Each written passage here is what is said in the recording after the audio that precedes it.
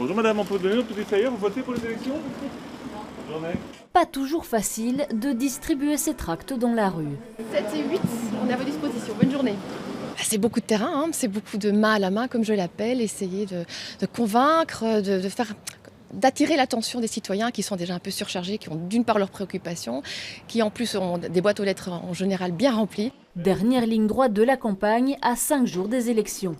D'après les derniers sondages, le MR est le premier parti francophone à Bruxelles avec 23% des intentions de vote, de quoi réjouir ses candidats libéraux malgré les petits vents des passants. Je pense que si le MR aujourd'hui est un peu soutenu, c'est parce qu'il y a vraiment cette aspiration au changement de la part des citoyens. Maintenant, il faut qu'on soit le plus fort possible pour pouvoir réaliser, concrétiser ce changement dans un accord de majorité si nous avons l'opportunité d'être aux responsabilités. Et c'est bien la ministre-présidence que vise le MR dans la capitale après 20 ans d'opposition. Un seul mot d'ordre pour la prochaine législature, le changement. Leur programme régional est axé sur 3 grands points: la sécurité, la mobilité et la propreté publique.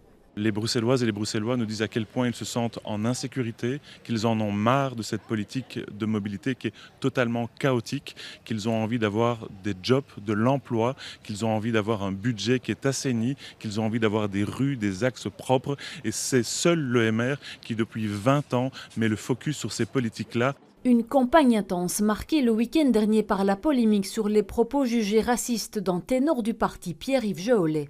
Le MR est attaqué de toutes parts, une stratégie politique de ses adversaires, selon David Weitzman.